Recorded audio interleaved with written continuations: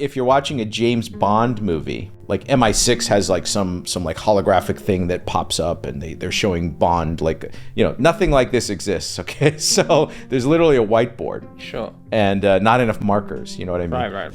Has shipping been restored in the Red Sea a year and a half later? It was not restored at all under Biden. The Trump people, the hardcore, red-blooded American war hawk guys were all saying, well, this is just because Biden's a wimp. When the real president gets in, we're going to bomb the fuck out of these Houthis and phone ops will, freedom of navigation will be restored. Okay, so what happened? The prime minister and his cabinet walking down the street, that behind the gate, and coming in for an important meeting, rushing out of your expensive car, Rolls Royce, to like dart into, those guys are like not actually running the country, but they want you to think they're running the country. Right. Today I'm speaking with the polymath Steve Hsu. Steve completed his PhD in theoretical physics at age 24, and over a 30-year career in academia made numerous scientific contributions across particle physics, cosmology, and genomics. He's co-founded a range of technology startups covering areas like privacy, malware protection, genetic illness protection, and enterprise AI. He's acted as a scientific advisor to various institutions across the US, mainland China, and was in number 10 during the Boris Johnson ministry. So on that last note, Steve, I think while you've been a prominent public figure, you could say for decades, the internet generally, and even AI, deep research, are mostly unaware, I think, of your involvement with the UK government while Dominic Cummings was the chief of staff at number 10.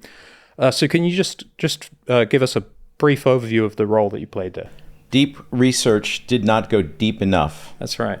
Somehow they missed some. I think had they read everything Dom has written on this subject, or maybe said on the podcast. Well, it's paywalled, a lot of what I he's see. written. That's why. Yeah. So it knows that you were proposed to be the chief of the new DARPA-like organization area, in the UK. Which we can talk about if you're interested later. But and it's also seen a photo of you in front of number 10. Yes. And then there's the odd news article that kind of is a passing mention. Yes, eugenesis in number 10.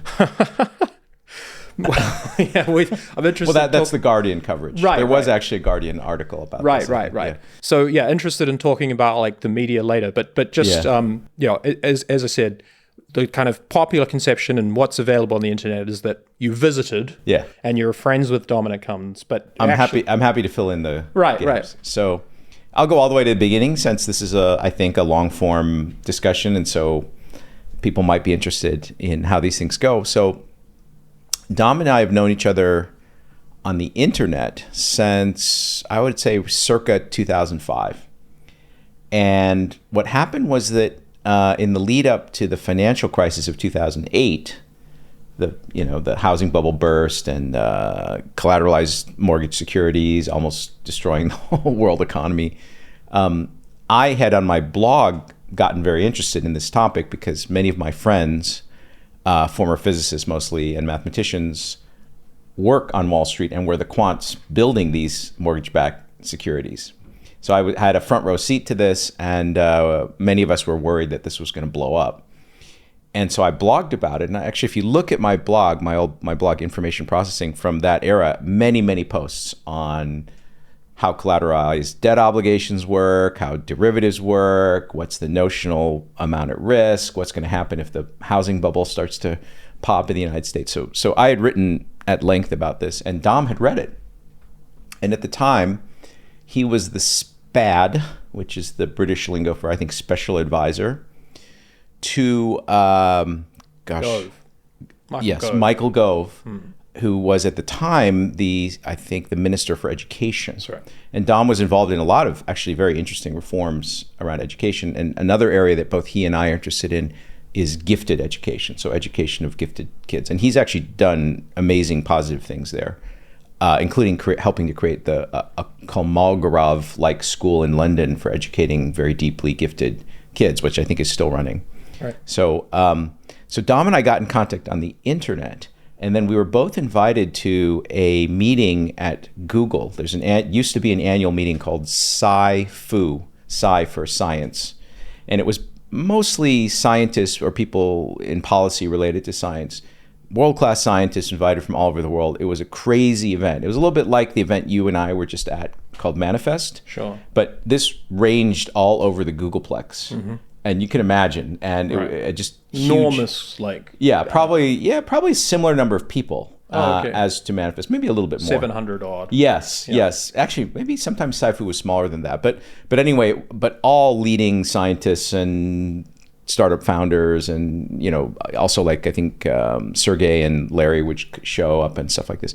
So that's when I first met Dom in person, and I remember very long conversations with him that went like long into the night. Okay, Right. so after that we were kind of IRL friends, and first time I visited him in London.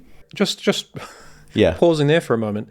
As I understand it, that conference, like I seem to recall there being some quite interesting innovations happening at that time for governance, or more generally, I think this is where the idea of like seeing rooms possibly came about. This idea of like you want your decision makers in a room where there's a technician available and there's lots of screens, lots of information, like access to information and so on, that can be pulled and just like we can have a discussion, kind of like what's you see in some respects with the Joe Rogan podcast, but like better, really better. Yeah. Well, so at every Sci-Fu meeting, there would be a central area, and people who are familiar with the Googleplex would know exactly where this is. It's where they had the closest thing to an all-hands kind of meeting that they could have at Google. It's not actually big enough, even at the beginning when the Googleplex was first built. It was not big enough to really probably hold the whole company, but it's a big region. And they had a demo thing where a lot of the tech founders and scientists, whoever, researchers, or from Google itself, would set things up. So that was the first time I ever used VR goggles, and so I think Dom saw a lot of cool, excuse my English, a lot of cool shit there that he just, when he later, he was already aware of what number 10 looked like on the inside, realized how big a gap there was between what was possible and what actually was available to the prime minister, right? So I think that stuck in his head. Sure. Well, so I'm keen to get back to the story, but just for context there, we're talking about 21st century tech versus really like 19th century. Yes. The rooms that William Pitt would have kind of would use basically being unchanged since. Yes. We're talking about wood panels, no screens, no whiteboards. Yes, and a rat problem too in number 10. Okay. Right. Well, just so you get the full sense of it. I mean, sure. So anyway, back to your story. So we got to know each other quite well, and we resonate because we're both kind of like I don't know what aspy weirdo, out of the box thinkers or something, right? And a very decisive event, which I think has never been really, I think, documented anywhere. So there were some people who had a background in quantum physics who were originally from the UK, but had studied. I don't want to completely dox these people, but they had done, for example, postdocs at top US universities, and they read my blog. And they also had read, because I posted things about Dom, or maybe Dom had started blogging or had written his first manifesto or something. So there are people like this who contacted me and said, and it's kind of ironic because I'm not the British guy, right? So there's a British guy who's a scientist contacting me saying, hey, I'm returning to the UK now from the US, and I would really love to meet Dominic Cummings because I really admire his thinking and writing. And so I introduced these people to Dom, and they're going to play a very decisive role in the winning of elections, developing new polling methodology, and Brexit and Brexit, literally Brexit. Okay. Right. And I mean, these people are in the film. What was it called? The something war, uncivil war? With Cumberbatch. Yeah, that's a great movie. But some of these people you introduced are in the movie as sort of composite characters. Sure. But they actually met Dom through me. Like I introed them to Dom, which is very ironic because they were British people, but The connection was through me. Very weird. And we're all... It's how the network graph works. Sometimes. It's how the internet, social network graph works. But we're all very close friends now, okay, after all this. So I go over the first time, we had the very intimate dinner, he and I and Michael Gove. And we talked about the future of British politics, where things were going, et cetera. And this is, I want to say this is pre-Brexit, pre-everything. Yeah. But everything was about to happen. Maybe 2012, something like that. Maybe a little bit later than that. But anyway, I could look it all up. But But anyway, so, I mean, there's so much to talk about. But so, for example, the polling, all the Cambridge Analytica stuff. Are you familiar with Cambridge Analytica? Okay. Sure. So all the things that went into the Brexit campaign, Vote Leave, that are documented in that movie. Right. And the Guardian, various writers at the Guardian, including someone in Carol Cadwalader, you can look her up. Their brains were literally broken by Vote Leave and Brexit because the sort of right-thinking elites in London were sure that it would fail. They would be defeated. The proposal would be defeated. Yeah. But in fact, it wasn't. And Dom's team, which consisted of these physics guys who literally started a project. So they were the guys in particular that I'm talking about had left academic physics, had moved back to London to work in AI actually. But we're now in touch with Dom. And they formed the analytical backbone for the Vote Leave campaign. Sure. And they also did an amazing thing, which I think people would find extremely interesting. And Dom has written about this a little bit, is they wanted to know, how do you measure public sentiment? Right. How do you do polling? And of course you might say, well, what are you talking about? Like some physicist wants to know about measuring public sentiment and polling. Like surely there are many social scientists and professional pollsters and political groups pay millions of dollars for this. Why don't they just go to an established group? But as physicists, the idea is we're going to do everything for first principles, and very likely a big chunk of what those guys think is true is bullshit. Okay, right? Just groupthink. Yeah. So these guys went through the whole literature on polling and elections and stuff, and basically pulled out from that literature the things that they thought were high confidence true. Mm-hmm. And they built their own polling function.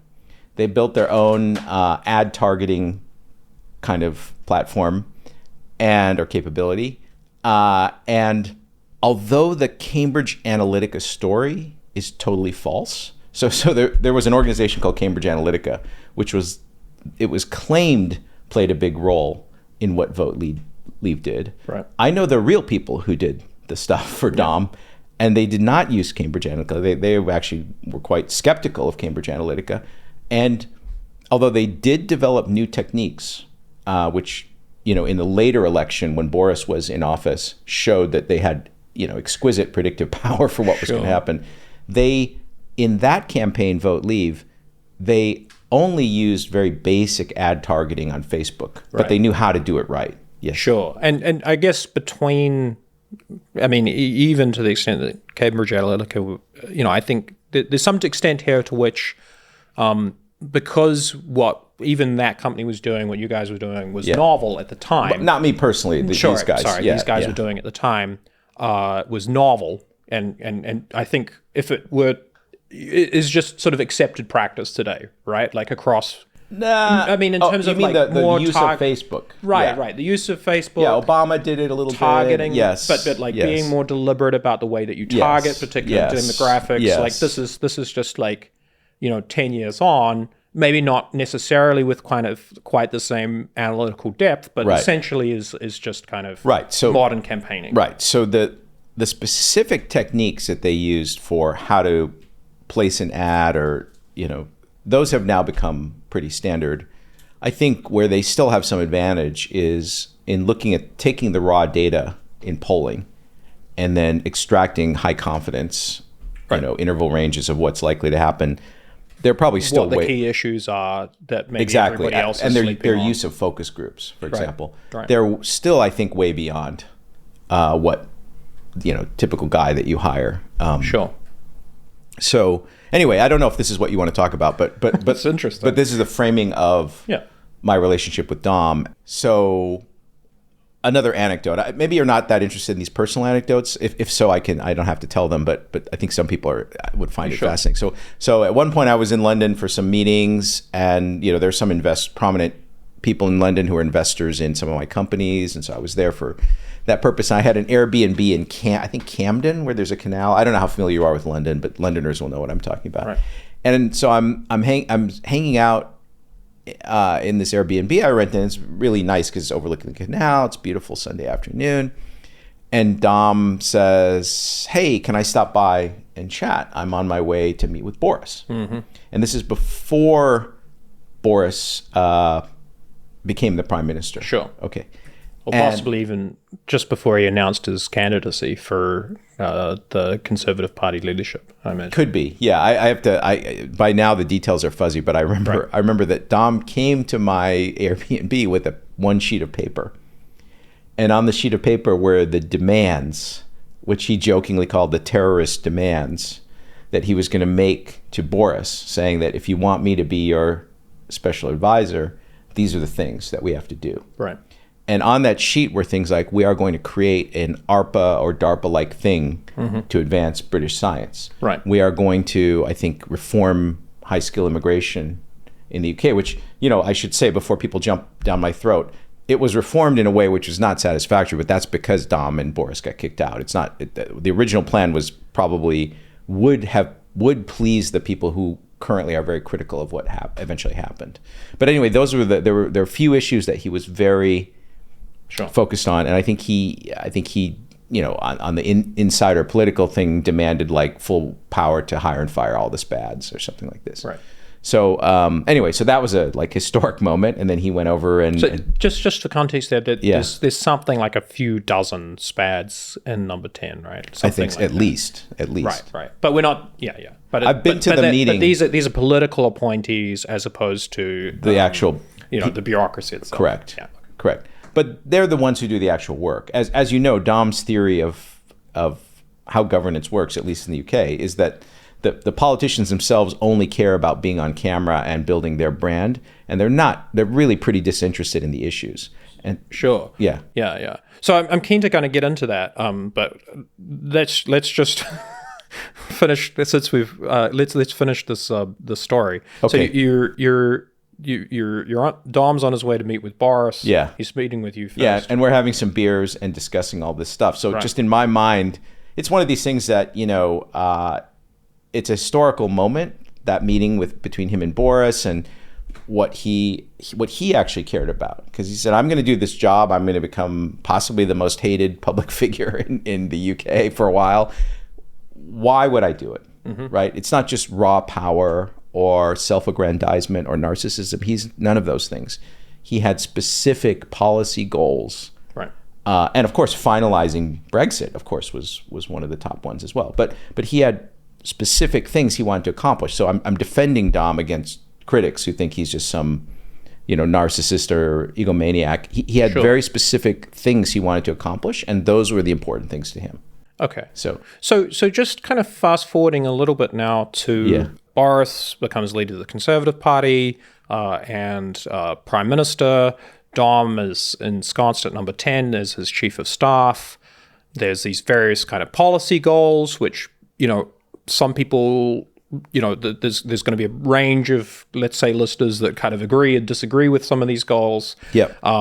Like the specifics of these individual policies aside, I think what I'd really love to get into is just specifically like the bureaucracy itself and the nature of like what happened, very soon after. There's something like a 6-month window between, or less than a year between when that team comes into power. Yes. There's this quite famous memo in January that comes out about hiring weirdos. Yes, and misfits. Hire kind of like a bunch of Silicon Valley type people. Yes. Super forecasters. Yes. And so forth. And then 2 months later, like the biggest crisis like for Britain. Yeah. Possibly since like Suez or or something like that hits, and it's completely unexpected. Right. And you're there.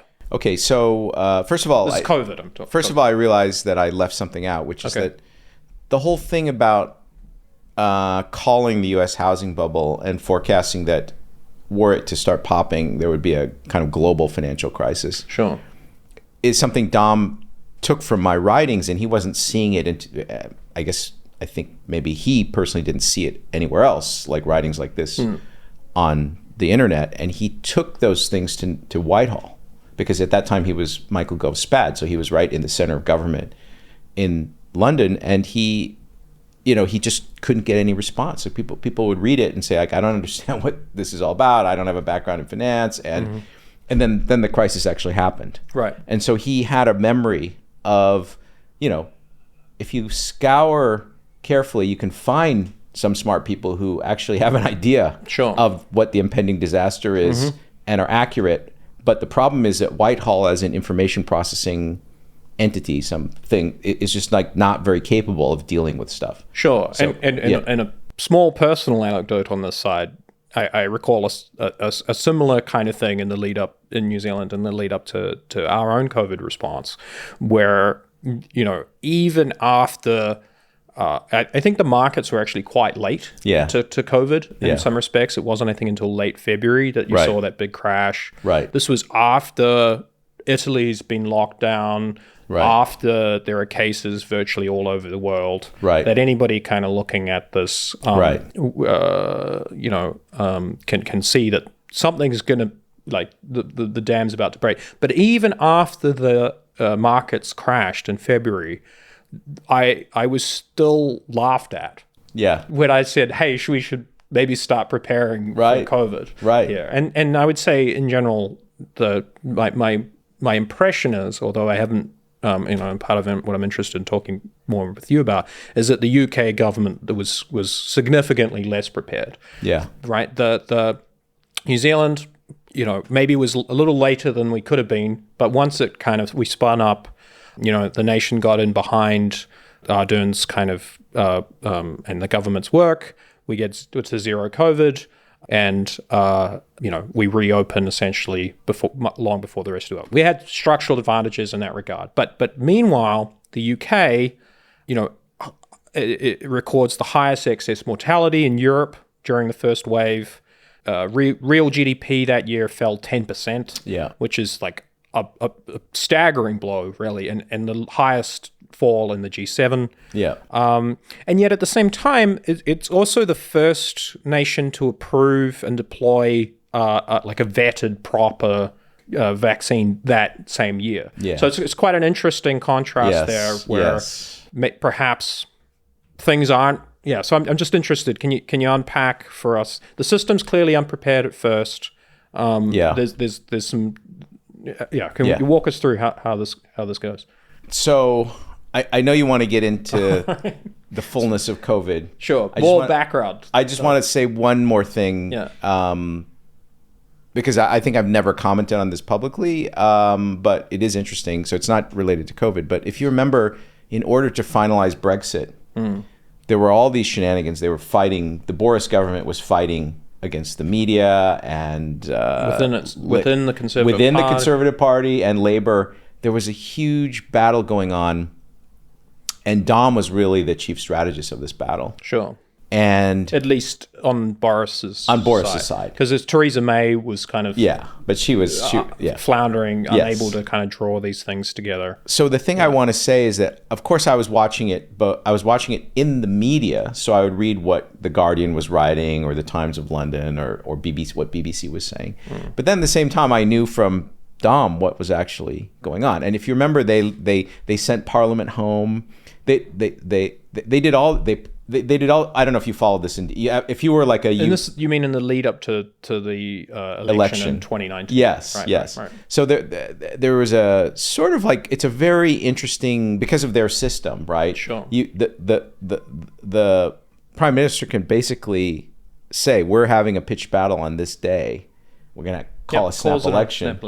And then like could be decisive how things turn out, right? And so it really is like a military strategy. It's like, we're gonna do this, but before we do this, we're gonna poke the other side into a frenzy So they won't function properly, and then we're going to smash them in this election. Right. Okay.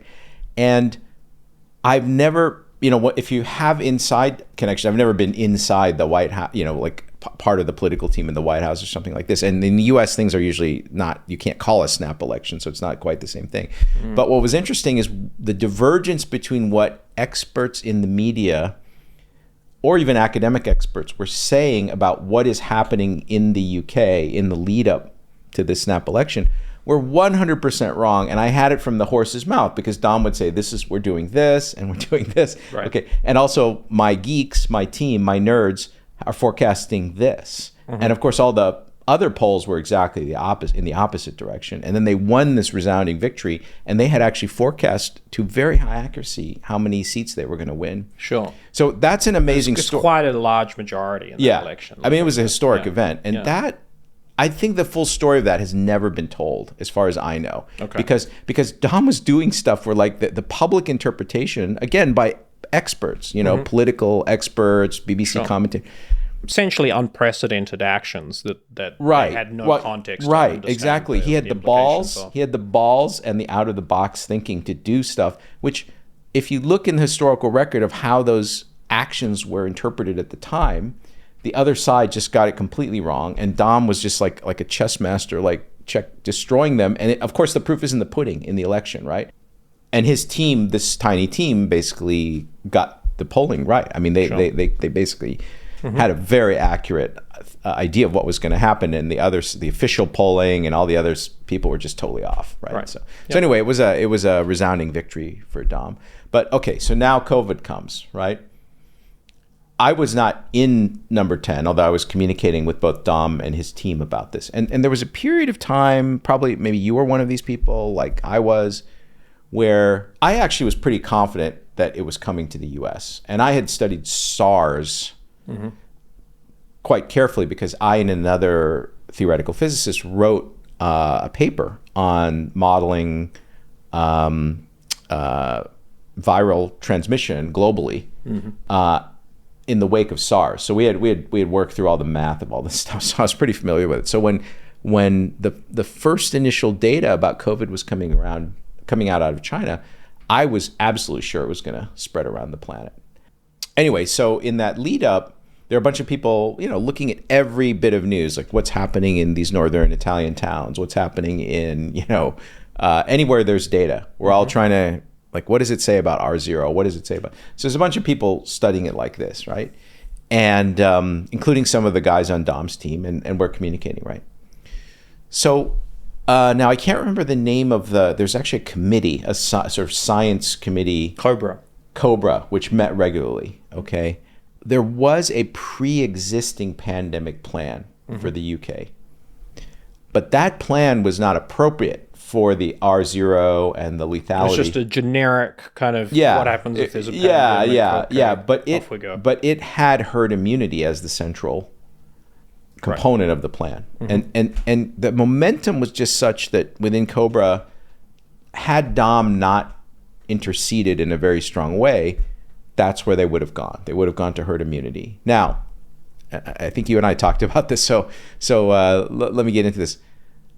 At the time, looking at the numbers, looking at the emergency room capacity, intensive care capacity, all of these things in the UK, Dom's team, and also me as well, we were looking at this and we said, if they use a herd immunity strategy, a huge number of people are going to die in the UK, especially old people. Sure.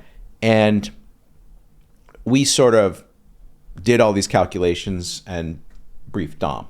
Right. Okay. So the decisive moment, which has been reported, I think at least in some places, is there was a moment where Dom brought he and the geeks, these are the actual geeks that I introduced Dom to many years earlier, right? They roll a whiteboard into Boris's office, because there's no whiteboard, right? And there are photographs actually of this whiteboard, which you can find. And Dom is explaining, he's got a distribution, and he's got a tail of the distribution. These are the people who are going to die. and some numbers, and he's using a calculator to show Boris how. Because there's no tech. There's no tech. There's no. It's you might say like if you're watching a James Bond movie, right? Like MI6 has like some like holographic thing that pops up, and they're showing Bond like nothing like this exists. Okay, so there's literally a whiteboard. Sure. And not enough markers. You know what I mean? Right. So just coming back to the existing plan before. Yes. Like so, obviously. The team's Dom's team's reasoning under uncertainty here. Yeah. There's limited information. Nobody's quite sure how big this is going to get. Right. But I'm just interested you just from what you understand, what was the view of the Ministry of Health at the time? So we've got this plan. Yeah. Were they modeling similar? Maybe they didn't have a bunch of physicists. Right. So if you remember, there was a very prominent epidemiologist in the UK. I can't remember his name now, but he was on TV every night. Okay, on British TV. Sure. And so there was a lively public discussion of all this stuff. Mm-hmm. But I hope I'm not misremembering. But my recollection is that guy didn't know what he was talking about. Okay. And that guy. So one of the things that, this is getting into the nerd weeds a little bit, is if you're a physics guy, you probably have pretty good like intuition for math, but also you've seen math applied to real world situations, like in your laboratory. Mm-hmm. You do some half-assed calculation, tell your grad student like, oh, if you build it this way, this is going to happen. Mm-hmm. And then he does what you said and like, oh no, it doesn't work at all. Sure. Boss. And then it's like, oh shit, and then you realize like, well, okay, these equations are totally off because we made this assumption. Mm-hmm. So you get to the point where you're like, you can see a calculation that, okay, maybe it will work as described in that model, but there's a very good chance that model is way off. Right. And that was my impression of what the public experts were saying, like sort of publicly advising. So just way too certain about their call. Their calibrations were. Right. The level of conviction they had in what they were doing was way too high. Mm-hmm. And for us, the most simple, robust thing is if it spreads at this rate, and this is what happens to old people that get it, and if it gets concentrated into like an old people's home or something, retirement home, it's gonna. Sure. So our calculations were very simple. Actually, they were not like, we didn't use supercomputers, but we were very sure that. Something bad was going to happen, and that emergency rooms or intensive care units were going to be overwhelmed and stuff like this. Okay, so that gave Dom the courage and the urgency to have this whiteboard meeting with Boris. Right. So he did all this stuff, and because Boris actually prior to that had been, remember, poo-pooing COVID. Sure. Remember, he did all this stuff where he was like, yeah. Okay, but that convinced Boris, and then so UK pivoted to this lockdown strategy. Mm-hmm. Now, here's where when we talk about decision-making uncertainty, I will be the first one to say, after everything that's happened with COVID, I'm not sure we did the right thing. I'm not sure that this decision was the right thing. So there's a counterfactual where, okay, maybe a bunch of old people died right away. Okay, definitely a problem. But maybe they did reach, in that alternative world, maybe they did reach herd immunity. They got the economy back to normal. They spared a lot of people these terrible lockdowns. And maybe it was a little bit more like the way Sweden handled. Mm-hmm. So I don't know. I don't know the answer. At the time, we were very excited that we were able to get Boris to, quote, do the right thing. Because in our minds, this was the right thing. But I have enough epistemic humility, and I'm confused enough by all the crazy data that was generated globally by the COVID event that I'm not sure. I'm actually not sure. So I don't know how to think about it. But at the time, I would have, because I think there were some headlines among in the nerd world about Dom saves the UK, and so meaning that Dom corrected them from a disastrous strategy. Sure. But I'm not sure now. So particularly, I suppose, given the state wasn't geared up for it. Yeah. I've heard these crazy stories about getting some military plane, sending it over to China. Oh, they did stuff like this, filling it up with masks and stuff because the once that decision was made, regardless of whether or not it was the correct call compared to some counterfactual universe, once it was made, the kind of like standard processes of the state essentially were incapable of following through on it. Right? Like the procurement process for masks was going to take 12 weeks or something. Right. There were big shortages across like all manner of different components, and there was need to move rapidly, utilize capabilities that were ostensibly for some other purpose. Like for example, the guy he put in charge of a lot of this stuff was an SAS guy. Right. And super competent guy who could get stuff done. Yeah. Yeah. What, just kind of then, can you give me a picture of beyond COVID? I mean, you're providing or helping to you're contributing, especially given your expertise in the specific matter, the SARS, post-SARS model that you developed and so on. So you're contributing to the specific, like the advice, albeit remotely. Yeah. You were in the US? I was in the US. I think I was in London that fall or summer right before COVID happened, but I wasn't around during COVID. So it wasn't that easy to travel. Yeah. Sure.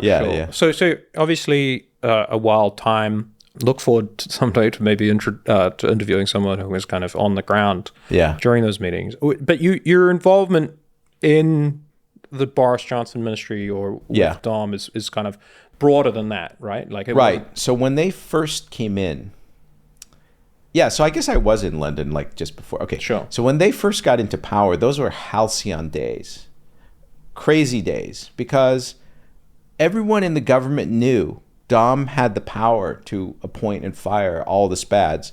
And as I was kind of starting to say earlier, the cabinet ministers are all fake in the UK. Okay. So what do I mean by that? Okay. This is an assertion that Dom makes. Okay. Mm-hmm. And of course, it's not in the interest of any politician in the UK to admit that this is true. And, like sort of normie commentators who purport to know how government and politics works in the UK. Also, like they're not really gonna like take the bull by the horns and discuss this Dom theory of but I will discuss it. Sure. So he says, and you can read this on his Substack, he says, the politicians in the UK are playing a certain game.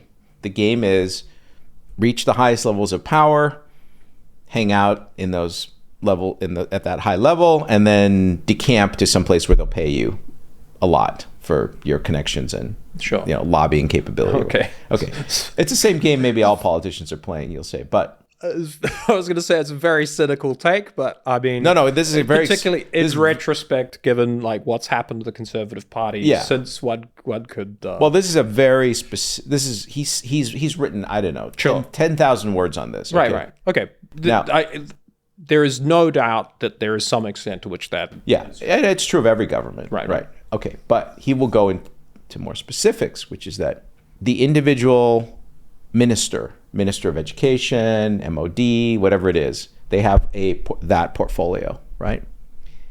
His claim is that person has very little understanding and possibly very little interest in the functioning of what it comprises that portfolio, other than how it affects their public figure, the public perception. Sure. Okay.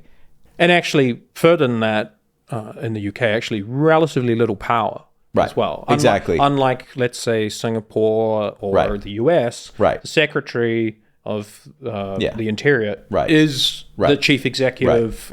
Those roles are wrapped in one. Right. In New Zealand, Australia, the UK, the role of the executive, the ability to hire and fire, to make kind of day-to-day decisions and operations is devolved to a permanent bureaucrat, a civil servant, and the minister's formal role and formal powers are essentially to exercise oversight. Yes, but I think that there's an argument to be made here that modern ministries is so complex that especially if people are kind of coming and going and they don't have a background in, let's say, health or defense or what have you, that the amount of information that you would need to properly exercise that oversight, especially when you only have maybe one or two people that you can trust that are actually Right. appointable,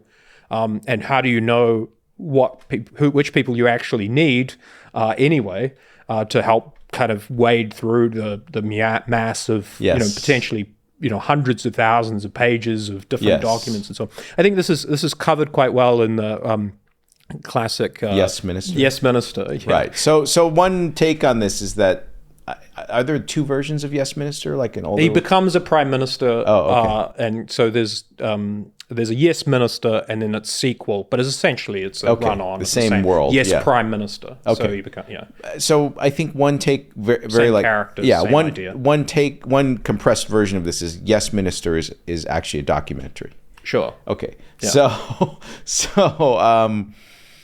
Okay, so it's just as you said. You have a political figurehead. You have an actual permanent civil servant who's really the guy who does stuff. And then you have a little connection between them who are the spads. Right. Right? So the spads actually are younger people, and if they're competent, they can spend late nights studying, okay, what is a civil servant saying to us? How are they really doing it? I can kind of go in there and talk to people. I can do more than like the figurehead guy Who's spending most of his or her time trying to get a media BBC. Yeah, right. So that's Dom's picture of how things work. Right. And from my experience, that is how things work. Okay, from my experience in Number 10. Okay. So during those Halcyon days, like just imagine this: Boris comes in, he's appointed this evil mastermind guy. Dom. Yeah. There's tons of coverage on that day when Boris first enters Number 10. Dom is standing there with an OpenAI T-shirt, and it's actually stained. On this one, I'm a little embarrassed for Dom because there's like a big stain on his OpenAI T-shirt. Okay. Sure. And this is when OpenAI was like not known at all. I think maybe they were still yet to beat OG at Dota. Yeah. Like this that's kind what- of like no, it was hyper niche. only online. nerds knew about OpenAI. Right. Okay. Yeah. And but okay, I'm not going to comment on how Dom got that T-shirt, but Anyhow. well, it's an interesting story because there are certain connections between Dom and but Okay. yeah. Let's talk. Yeah. But anyway, the point, about the the ministry. cultural thing the picture I'm trying to paint of those days, those Halcyon days when Dom was effectively running the UK. Okay, so I mean, literally running the UK. Sure. So because Boris is a sort of like he doesn't care. And no, I'm telling Fair you. enough. Yeah, Look, we can talk. We can talk about we can talk about like, would Boris deny this? Would the people who want you to believe that the system actually is more sane than it actually is, would they deny these statements? Sure, you can find many people who will deny these statements. I will tell you what I actually experienced. I'm telling you what I actually experienced and saw in Number 10 because I was there. Yep. Okay, for some of this time, right? no problem. I mean, that's the whole point of this podcast, right? Is Yeah, because yeah, yeah. because I understand. If I tell you like, yeah, Hitler was high on cocaine and stimulants, and that's part of the problem why they couldn't win on the Eastern Front, like you might be like, oh well, this august historian at Yale says that isn't true, and I was fucking there. I saw him snort the cocaine, and so like that's what you're going to get from me. If you want That's why I had you on. If you want the conventional interpretation, just go to BBC and listen to some commentator. Okay, who can't say anything outside the Overton window, or is this little thing comes and yanks him off the stage, and you never see him again. Okay. So So Boris is essentially like the ministers we talked before. Yeah. Primarily concerned with his public image. Yeah, Particularly this time, he's just come off this big, like sweeping win.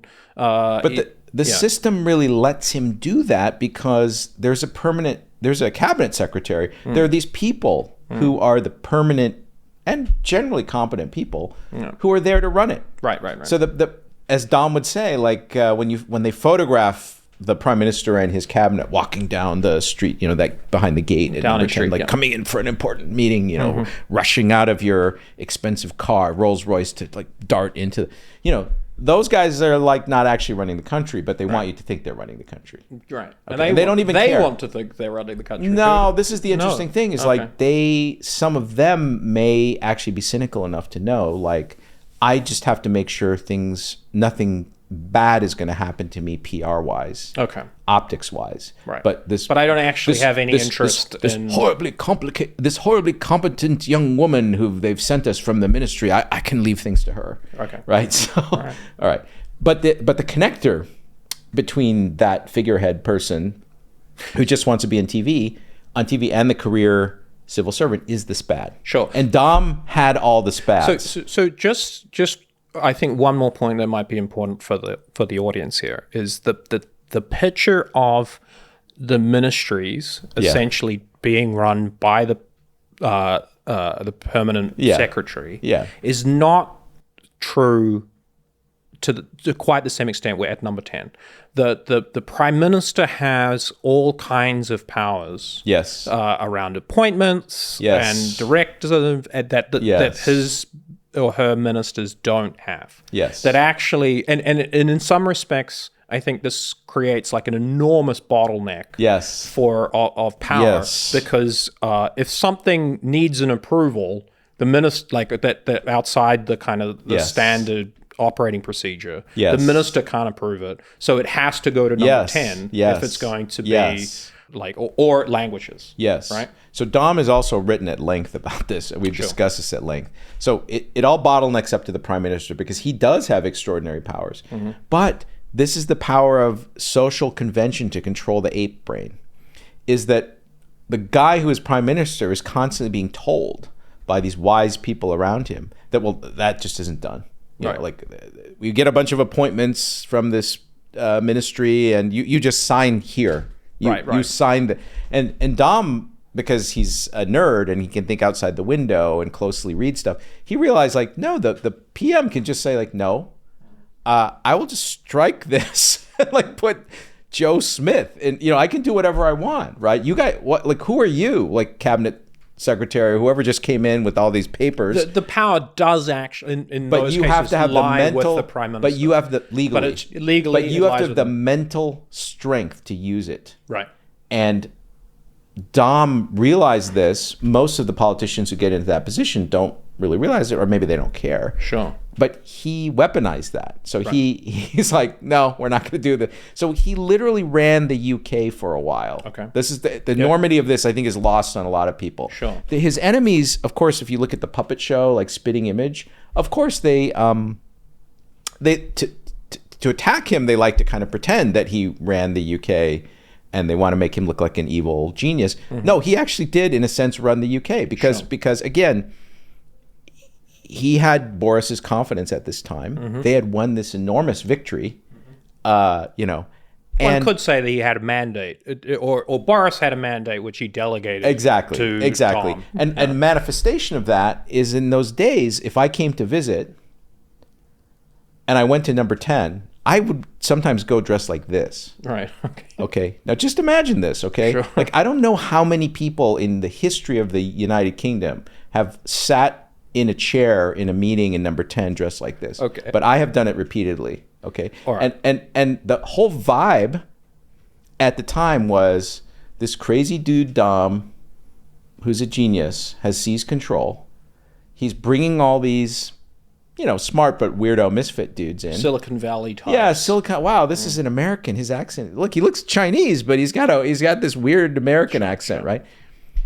They were just kind of used to it. They were just like, and all the SPADs were like, "Oh, Steve, you're Steve Shue. Let's talk about this," or and even the ministers. Okay, but anyway, so the point is, like, I'm just illustrating this both because it's just an amusing memory for me, but because it illustrates that he actually had total power. Right. Can you walk us through? Like, you took these Halcyon Days, where before the relationship breaks down between Dom and Boris, all kinds of things are getting done without getting into the kind of like the policy side of whether or not a particular action was good or bad. Yeah. But rather, can you unpack that a little bit? Like absolutely. What did that look like in the day-to-day? Let me describe two things that I worked on personally. One had to do with genomics and NHS, and one had to do with high skill immigration.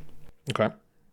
So I had multiple meetings on those topics with the actual ministers, like Minister of Health, Home Office. Right. Yeah.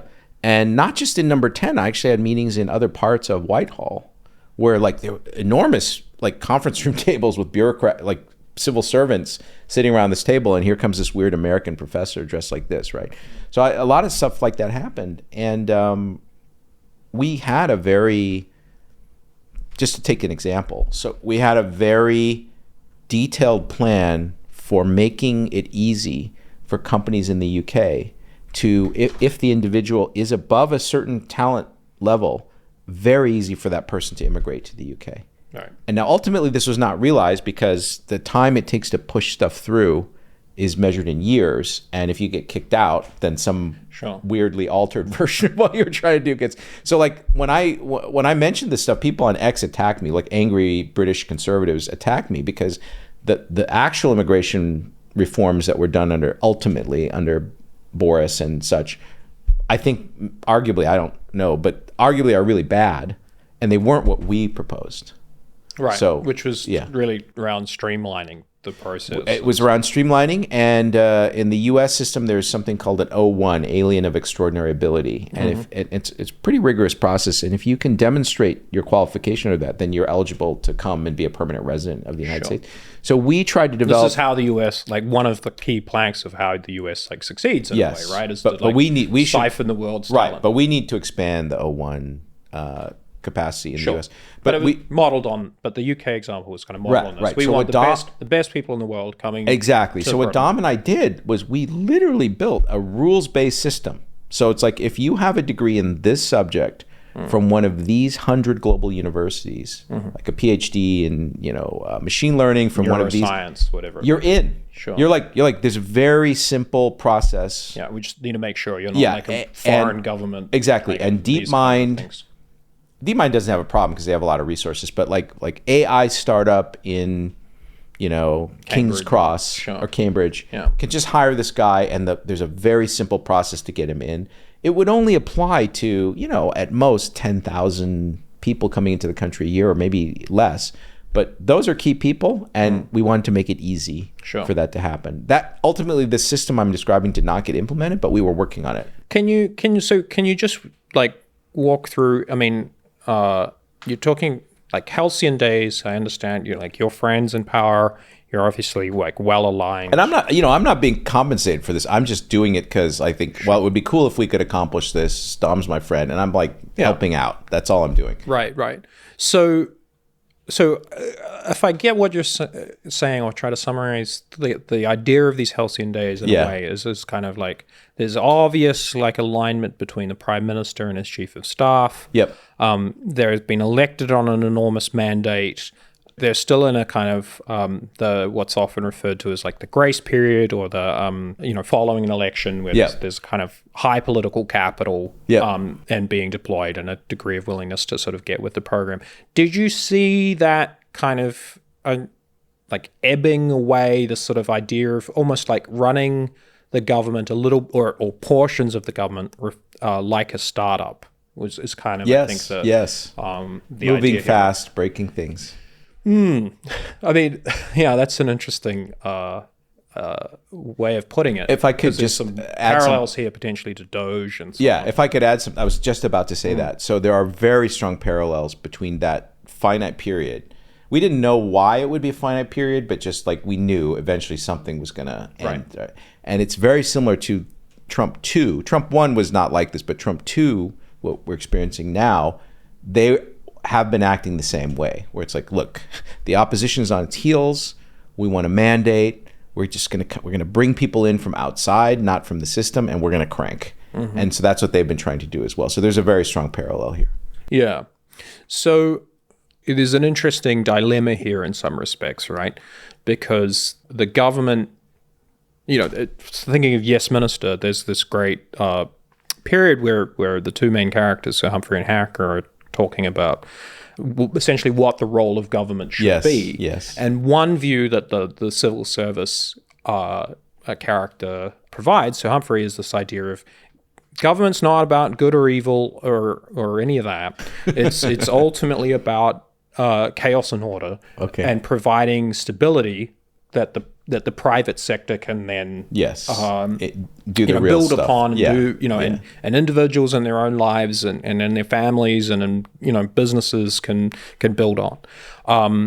That business requires stability and so on in order to be able to make investments. And is there just on a philosophical point of view, almost like, okay, maybe the startup government can be done correctly, if you've got the right people and it's the right time, but it's very difficult beforehand for even intelligent people, highly motivated people, to know exactly how that should be done. I think Doge, I think it's fair to say at this point in June is kind of something of a disaster. Elon Musk's been out. There is a range of questions about the legality, what's been done. Some clear waste has been found and cut, but in other cases is like there's like a this idea of moving fast and breaking things is like damaging.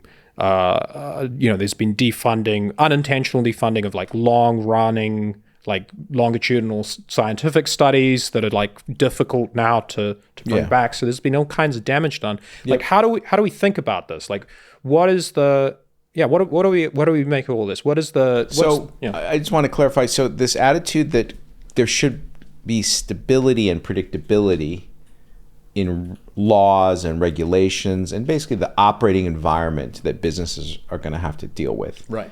That is a desirable quality of government. You don't want a government that like every other day someone has an idea and then they just totally shift the landscape in your vertical, right? So you don't want that. Or like inconsistent rulings because you don't have the rule of law, you have the rule of like some of Dom random or of Trump or something. Right.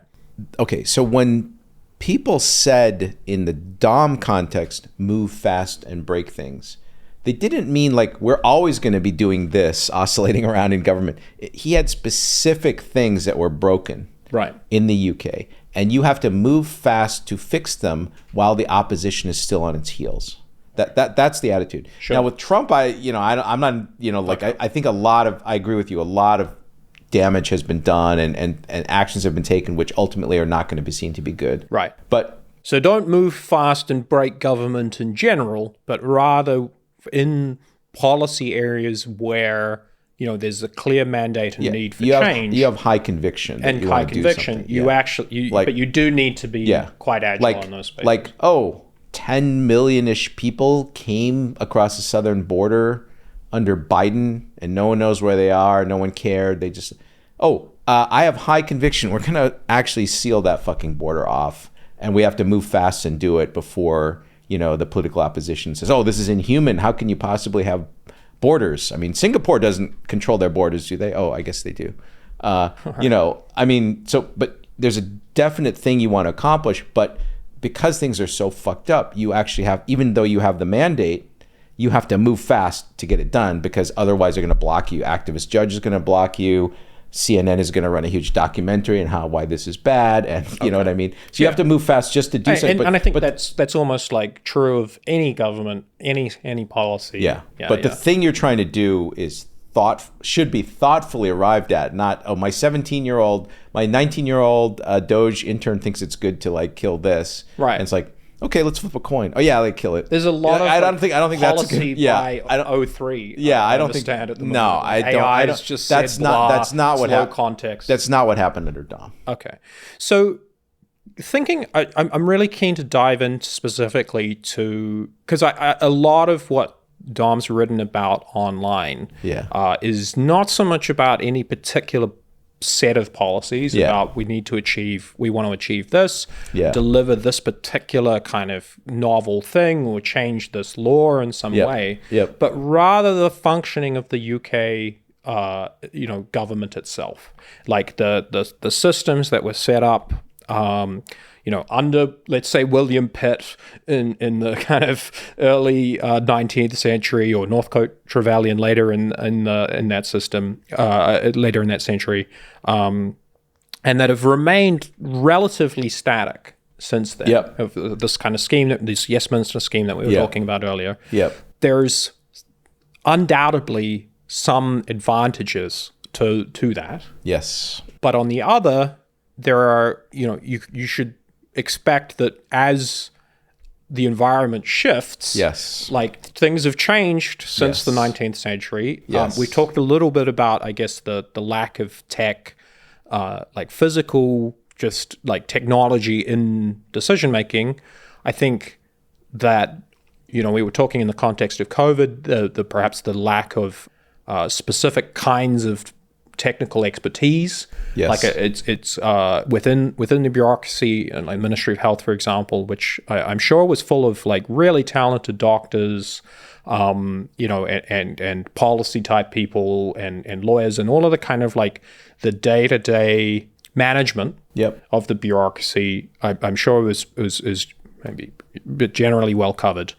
That there's kinds of expertise that you have, for example, that you're talking about, of like mathematical ability to reason under uncertainty, that are lacking. And I think also maybe most kind of summed up in the character of Dom himself is a kind of a lack of the ability of sort of internal reformation type skills. Okay. Would that be fair to say? Like, essentially, the impression from afar anyway is that these institutions have sort of been locked in place, maybe since the end of the Second World War, and are kind of creaking at the edges. And you see this in the NHS, some, and I think and in defense procurement and so on. And I think there's some degree to which the popular perception of this is that it's all on Parliament, not the government in power, not giving them enough money or what have you, maybe some particular rules, as opposed to a function of the bureaucracy perhaps not being efficient and moving with the times. And just to conclude this point, I think one of the really interesting points that maybe is somewhat missed is the idea that, we're talking about this evil genius, Dom. He's come in, a lot of people hate him for various reasons, some of them perhaps justified from their perspective, but that Labour, like the recently elected Labour government under Keir Starmer in 2024 has come out publicly, admittedly unnamed sources close to the Prime Minister, but saying Dom was right. That's a direct quote. Dom was right. Oh, I didn't know that. About this particular kind of this idea that I've just outlined. Good. Of that something is deeply broken, but we're not quite sure what it is, and we have certain values and things that we care about in terms of stability and so on. So I think we're in this time where whether it's in the US, whether it's in the UK, certainly I write a lot about the subject. A view that we need to there's some kind of institutional reform required. Yeah. But that and I think the electorate even kind of senses this. There's been some quite dramatic changes in the UK over the last, virtually every year. Reform is now polling at near where Labour was when it won the election. With its kind of historic victory last year. What are we to make of all this? You've got I think quite a unique insight into all this. You're talking about like ways in which a new approach kind of was almost bubbling to the surface in a way in these halcyon days you talk about. Right. But then that rapidly kind of fell apart. The system kind of reestablished itself. Right. So back to this fundamental question of what's wrong with governance in the UK. This notion that you have these political figureheads and they generally don't, they just sort of sign off on what the civil service brings them. It's not necessarily bad if the civil service is doing a good job. And in a lot of things, Dom would say, like, actually what the civil servant was proposing was actually the rational thing. And, now the problem is a second factor, which I think you didn't mention, which Dom goes on and on about, and I saw it firsthand, is There are many, many talented, energetic young people in the UK. I actually am just amazed when I go over there, because they still have a pretty functional meritocracy at Oxbridge. Like, to get into Oxbridge, you can't just be a legacy. They interview the candidates, and it's pretty much based on scores. So they have a pretty functional system of like sucking in the graduates from this nation of 60 million and sorting them a little bit and educating them pretty well. And then a lot of them end up in the city, in London, trying to do so. And a lot of them are idealistic. Okay. Mm-hmm. Problem, Dom would say, is that the way the bureaucracies function, these talented people come in, they might give it a few years, 5 years, but they all bleed out. And by the time you get to the top, you have a totally different character of person who is willing to make a lifetime career in civil service. And I don't know enough to really fully judge, but I do know that the young people that were attracted by Dom and who worked in Number 10 were killing themselves, super idealistic. Killing themselves, you mean in terms of working long hours? Working long hours, right. Yeah. Very dedicated, really idealistic people, but were ultimately not a good fit for the bureaucracy as it stands, and by now all of them have bled out, have basically left. Sure. And so I think that, I don't know if that's the main problem, but it is a problem that Dom points to for that system. And I can verify that from what I saw, this is true. Right. I have this idea of essentially like the problem with this talent pipeline that we're talking about is possibly that, at least in part, that the degree of seniority that you need to rise to begin to, actually make decisions on things is like higher and older than ever. Yeah. As a result of the fact that society's aging, people are living longer, that they're, like we haven't had any major wars that like wipe out, so this kind of like, I think maybe Northcote Trevally, the 19th century, you've got kind of, tragically, and I'm not, so it's a good thing that we're healthier as a society. Yep. But it does, one consequence of it is that there are less openings for younger people to come in. Nelson, the story of like could never happen now. Never happen now, right? Like here, Admiral Nelson, where you become like this midshipman, like with some degree of authority in your teens. So you're learning like how to be a leader in your teens. Right. You might like become a lieutenant in your late teens, then captain your own ship at age 24. Right. And then by the time you're like really at the peak of your power, you're still relatively young and energetic. And not all that much time has elapsed since you were, learning what was relevant in the world. Yeah. Right. But as this goes forward, opportunities for advancement and actual authority come later and later in life. It becomes harder to pick up, at least in formal institutions, the sorts of skills that you're going to need in terms of just how do you lead, how do you kind of actually get things done. Instead, you learn a lot about like how not to piss people off, which is, it's a useful skill. Right. Not a bad thing. Right. But it's kind of, there's an irony here that just as we're in this period of history where, things are rapidly developing, we were talking about Cambridge Analytica earlier and how, 10 years on, that's like de jure.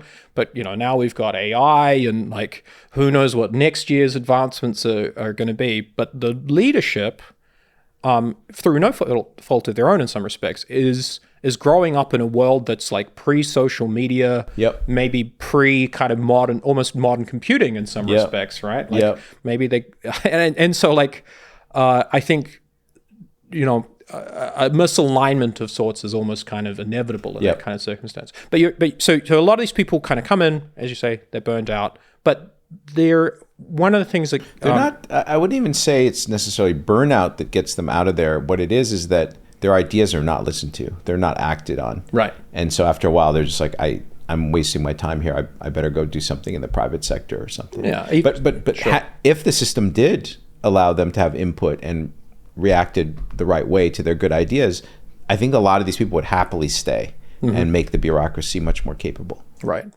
I've had this idea of like we need to be almost recreating the midshipman in a way. No, it's fair. For like you give people actual authority and actual delegated like responsibility and authority to achieve something, which so often we fail to delegate those two things together.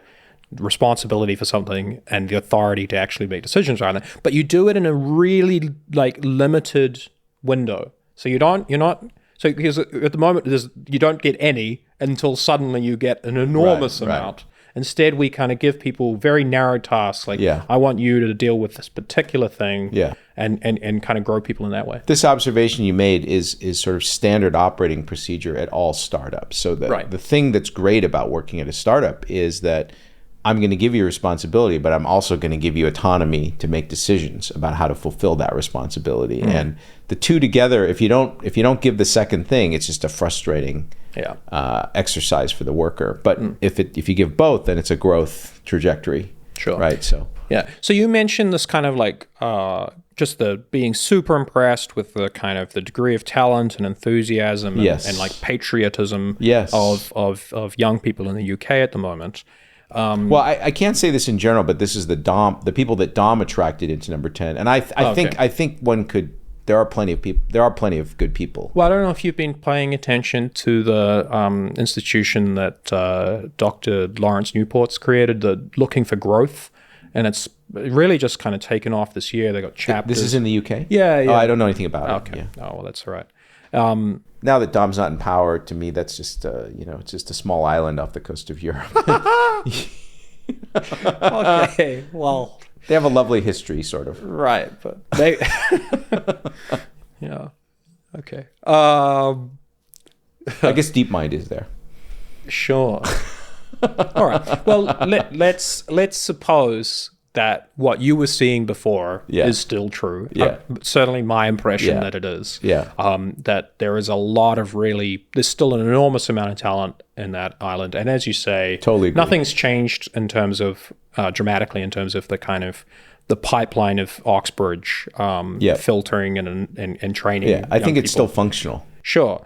And like I said, so there's various kind of like green shoots that I can see of people. Maybe one could say almost possibly, I'm sure criticisms could be leveled at them that there's too idealistic in some respects, and they need to have, and I'm sure that's probably true in some respects. I don't know, but let's suppose, as you say, this is still the case. Like, where to for Britain? From here, reforms, as I said, polling high. They don't seem to have necessarily much of a team behind them, possibly destined to just remain like at most a plurality of the electorate. Dom's still active, like behind the scenes in some respects, I'm told. Like, what do you see as kind of the next 5 years for Britain? I'm not expert enough to really have a useful opinion on this. Okay. But I will say this. I was quite intrigued when Dom recently, I think in a Substack, signaled his willingness to work with reform. So I think he sort of made the observation you just made, that the way they're polling, they have a shot at being, maybe the leading party, right? And yet they probably don't have the strategic depth. It's still largely a party based around like Farage himself. And I have to say this very carefully. In the past, Dom has not, even to his close friends, not ever signaled willingness to work with Farage. Right. And in the beginning, it was a really tactical thing, like Vote Leave did not want to be put in the same bucket with Farage because Farage was viewed as maybe too far right, maybe racist, whatever. But so there was a tactical decision to separate what they were doing from what Farage's, I forgot what Farage's thing was called, but UKIP, right. So, but I think it was even more than that. Like, I think Dom didn't feel like he could or should work with Farage. But now he's signaling that reform needs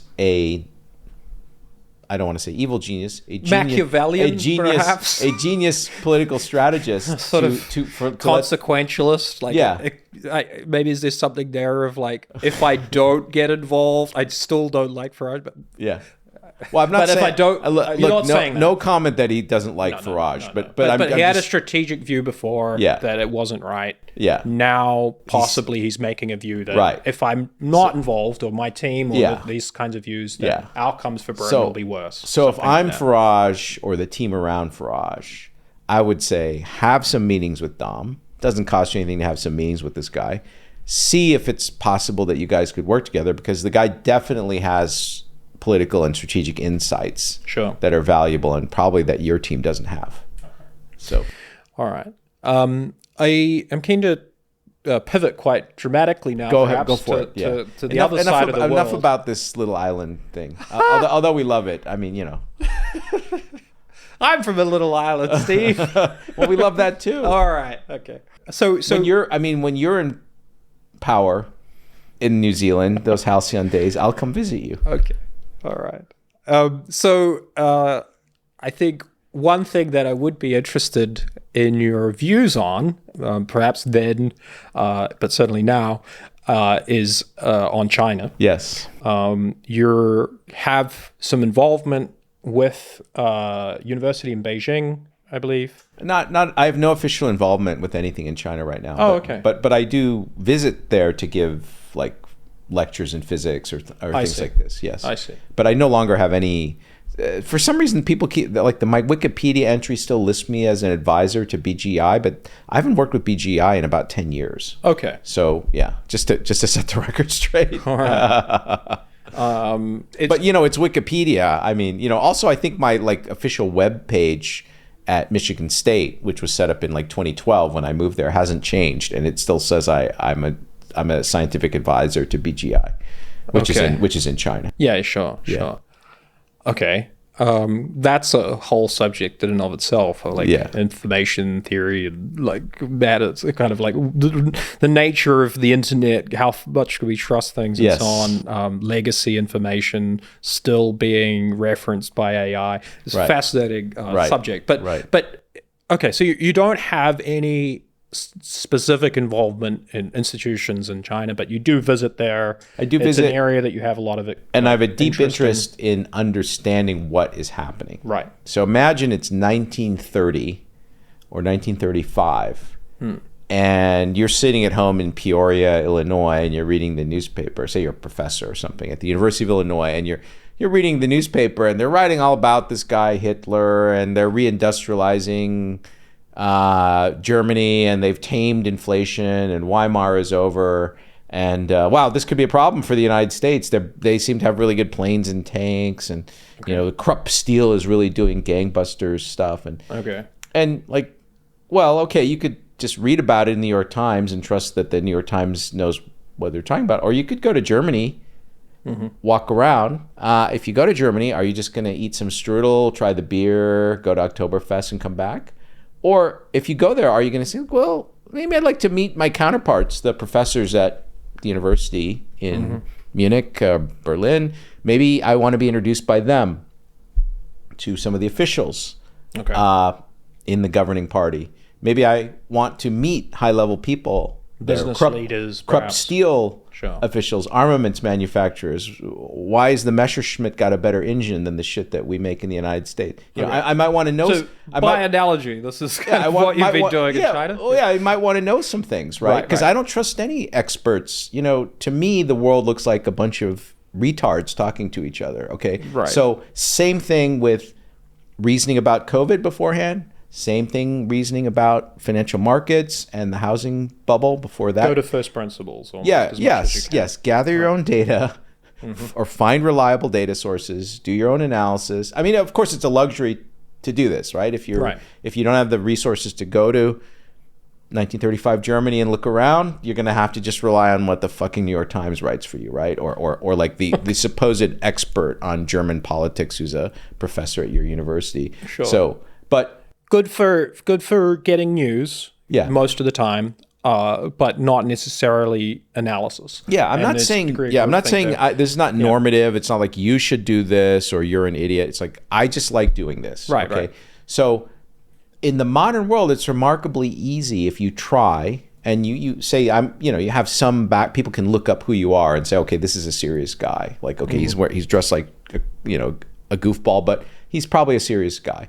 And I'll take a meeting with this guy. Okay. Right? So you might even get to talk to some intellectual leaders of that country. And anyway, I think it's possible to get a deeper feel for what is happening in that country, in this case, say China, than what you would get from just ordinary analysis that you can just read in the newspaper. Yeah. So, I mean, it seems to me, and particularly after this conference and some of the presentations I've seen, and really, I think more generally in the information feeds that I'm seeing, that people, on the whole, like the general public, maybe even decision makers, have quite an outdated view of China. Yeah. So that there's still it's still a nation of cheap labor costs, sweatshop manufacturing.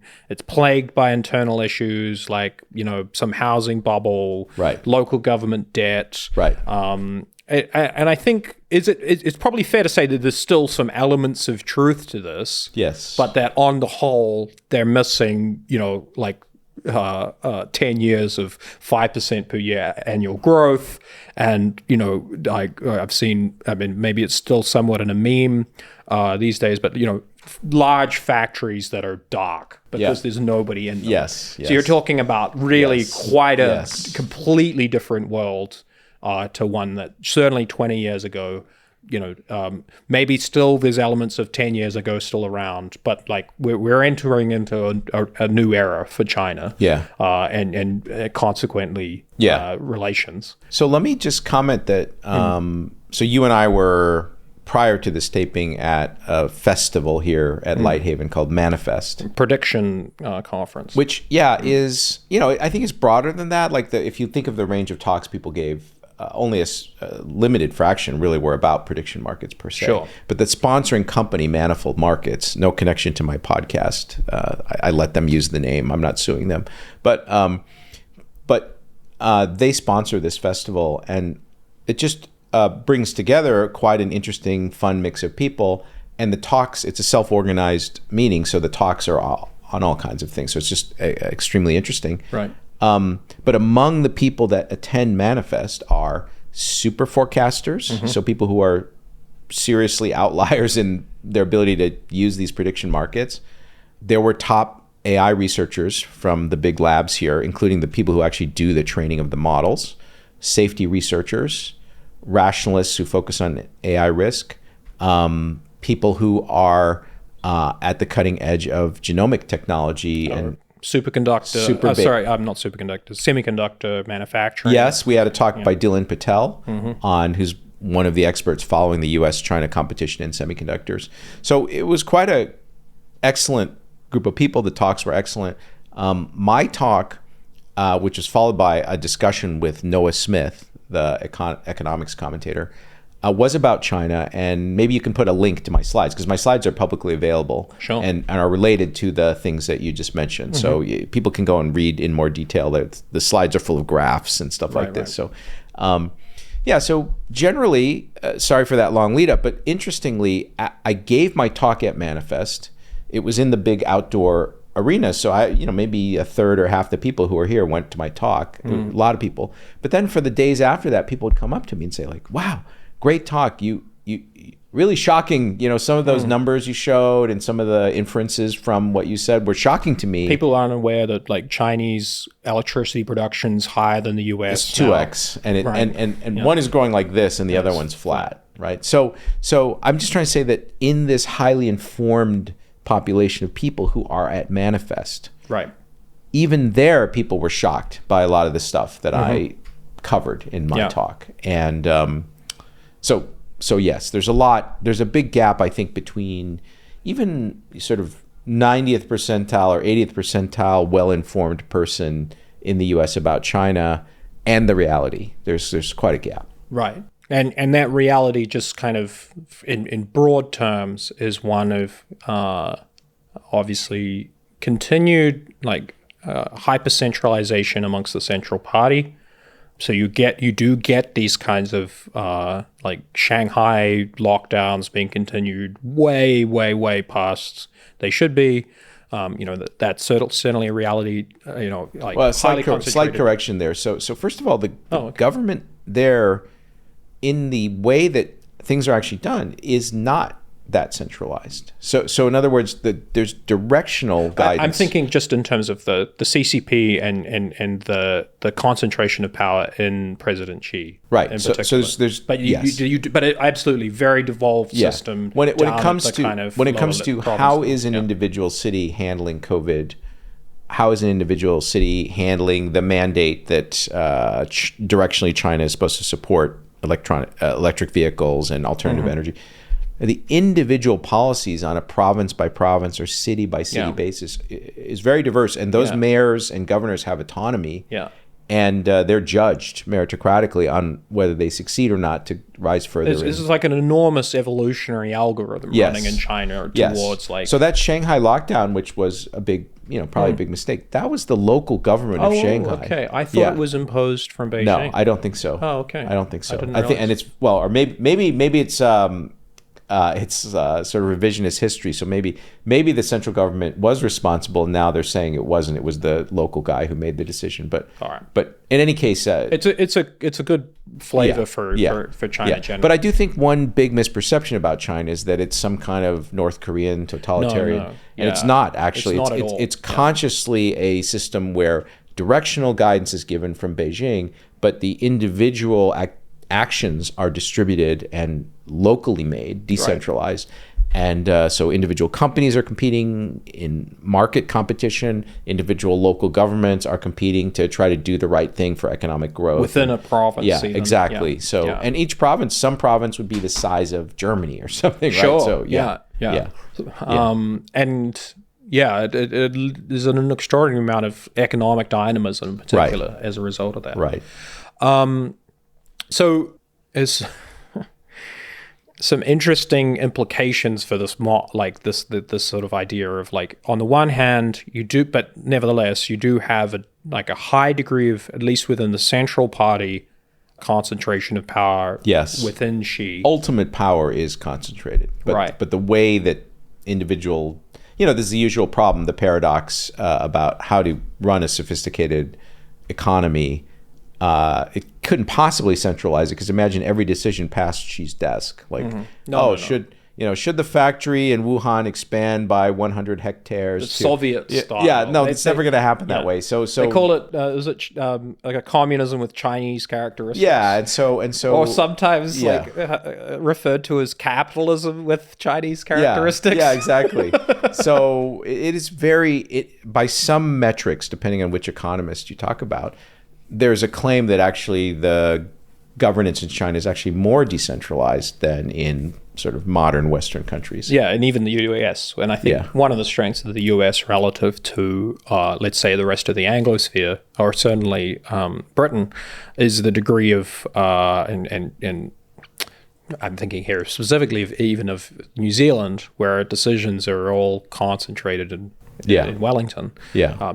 All major decisions around like special economic zones and whether you provide tax incentives and these kinds of decisions. Yeah. Instead, I think one of the reasons the US has been so successful economically is just that different states are trying different things. Exactly. And then they adopt what works from each other. And, the difference here is that, though, what states do in the United States is pretty limited, actually. What the governor actually controls and can do is relevant, but in China it's more so. So then you have many governors, many mayors of huge cities that are all kind of making potentially independent decisions on what to do. Now, of course, there is a herding effect, because they all talk to each other, and they're like, well, what was the guy in Shanghai doing? But in principle, they have more control, more impact on their local region than a U.S. governor. Right. And they're somewhat independently competing with each other. Sure. So I'm trying to paint a general picture here, so we can go on to talk about, I think, the implications for the Pacific and so on. But essentially, like a summary of your slides. Yes. That people can Yes. click the link and read Yes. online. Yes. Pause Yes. the video here. Yes. Is something like you're talking about just extraordinary manufacturing capability Yes. across all manner of critical industries. Yes. Increasingly competitive, even in semiconductors, Yes. where the U.S. has attempted to Kneecap potentially to their to their own detriment. Yes. In a way, because instead of controlling like CUDA Right. and the chips that AI are trained on in Yep. China, instead China is investing enormous Yes. resources into catching up. Yes. Huawei's new 910C chips are, let's say maybe at most a generation behind. Right. Like 99%, I think, of the commercial drone market is Yes. Chinese. Yes. We've seen dramatic images recently coming out of Ukraine. I don't know if you've seen the fields of silk almost. Have you seen these images? No. Essentially, Ukrainian war starts as something like roughly analogous to like a World War II, Bewegungskrieg, tanks, movement and artillery like long stalemates on the Eastern Front, with kind of massive artillery Right. causing most of the casualties. And then, that evolves into primarily, increasingly, a drone war where Right. the majority of the casualties are from drones. Yep. Like an outright majority Yep. of all casualties Yep. in Ukraine are drone caused. And then there's been various measures and countermeasures, electronic warfare, jamming, remote control. And so the adaptation is for this to turn, and they just fly them via fiber optic. So you're literally connected by a fiber Yes. optic That I drone. knew. Yeah. And then so these images that I'm seeing, which I think are just like will be famous, in retrospect, is these entire fields just covered in filaments. Yes. Like such that they almost, it looks like a silk farm or Right. something, right? And so if this is the future of war, perhaps there's more revolutions to come. Yep. As perhaps AI's Yep. applied to warfare. And, we've seen some of the limitations of yesteryear's tech recently with, the Chinese jets shooting down Yes. the American-derived jets Yes. in India, Pakistan. Not American derived, Russian. Oh, sorry, and French. Yeah. Okay, Yeah. but there's But some, still considered to be, and there's been quite a lot of like technology exchange between Western jets. yes. That generation. So clearly, China is competitive in that generation of jets. Right.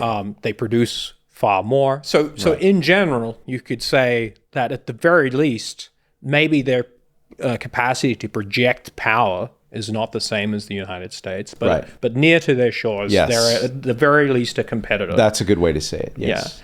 Yeah.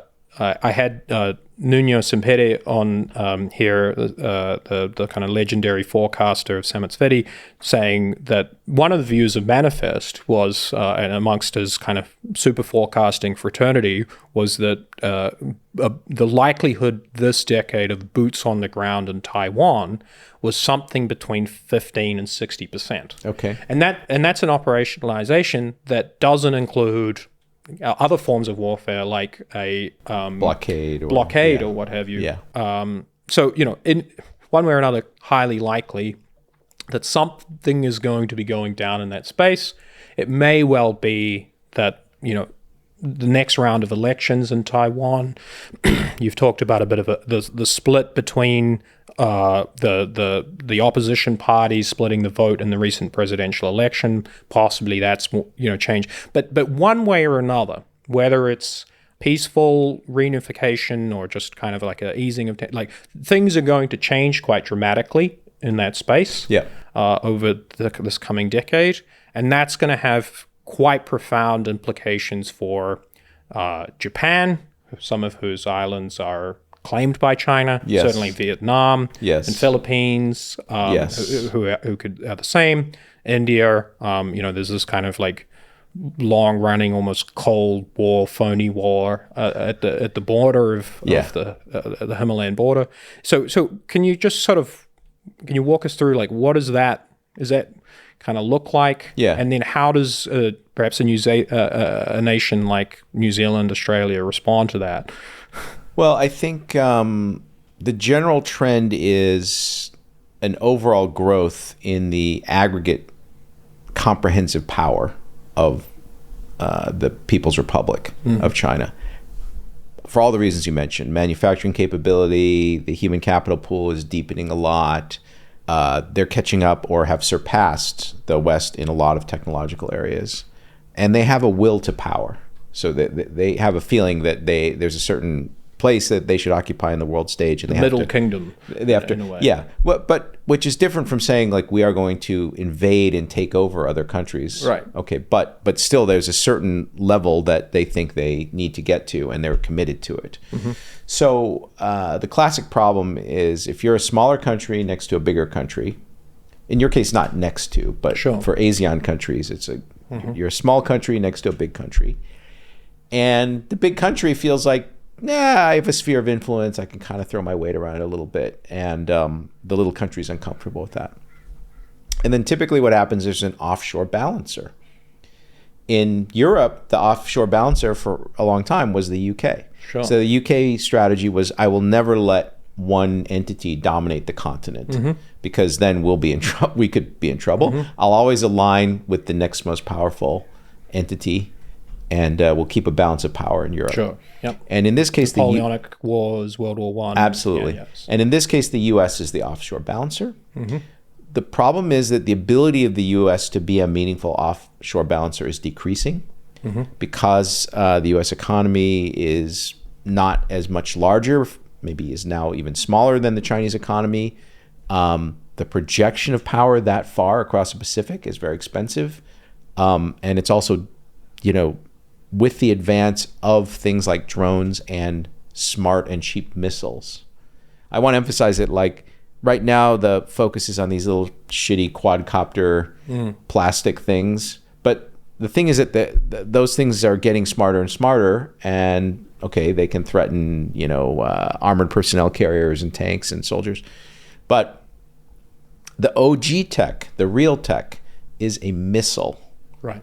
With a brain which is as smart as the drone's brain. That is what you really should be thinking about. Right. Something that can hit your ship from 2,000 kilometers away without knowing where it is exactly to begin with. Which this has been like the saving grace in some respects of, like, the ocean is so enormous. Exactly. You can, like, fire a dumb missile. But now, if you do your technical due diligence and you ask what is the level of satellite coverage of the Pacific by the Chinese, it's extremely high. And that is even ignoring their ability to put up either rockets or drones at high altitudes that also look down. Sure. Yeah. So I don't think there's any credible way that the U.S. can hide the position of its aircraft carriers from the Chinese. And the range at which they can be attacked is, of order 2,000 kilometers. So and en masse. En masse. So launch 100 missiles. Yeah. Yeah, sure. And those missiles only need to be given the general coordinates, because the ship is moving, of course. But the missile, if conditional on the missile being smart enough that in the final 30 seconds or whatever, the ship moved, maybe 10 kilometers or something during this launch phase, but the missile reacquires it, because the missile has enough compute and autonomy, reacquires the ship and then hits the ship. Okay.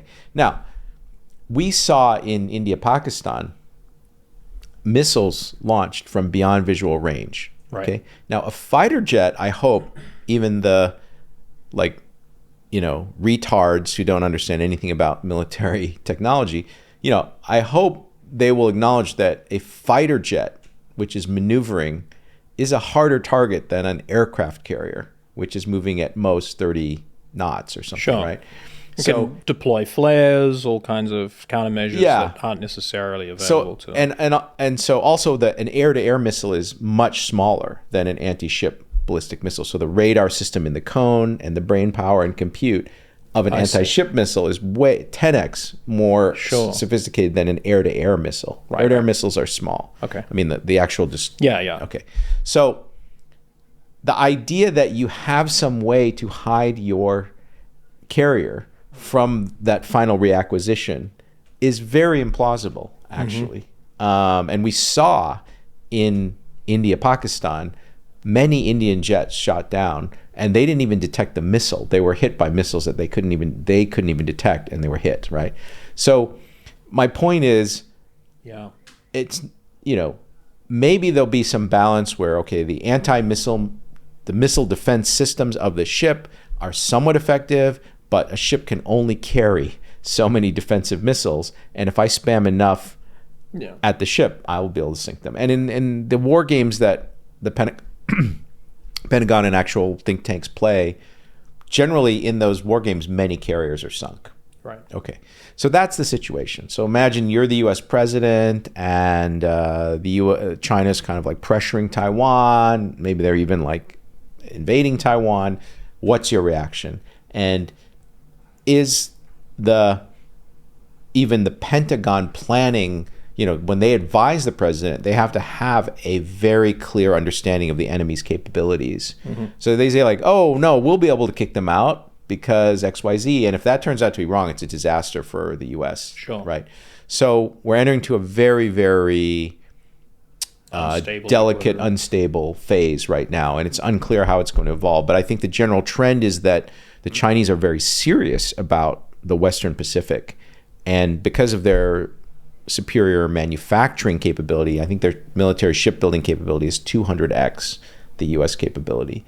So it's hard to imagine the balance of power isn't going to shift more in their favor in the Western Pacific in the next 10, 20 years. Sure. And so then notwithstanding what might occur kind of 50 years as people kind of point to the kind of one-child policy. Right. So, but really all of that's kind of quite far. Right. I only like, we could discuss further out, but I think with some degree of clarity, 10 to 20 is really more where we sort of can say something, right? Even that is clouded by the rate of AGI development. So something could happen in 10 to 20 years that.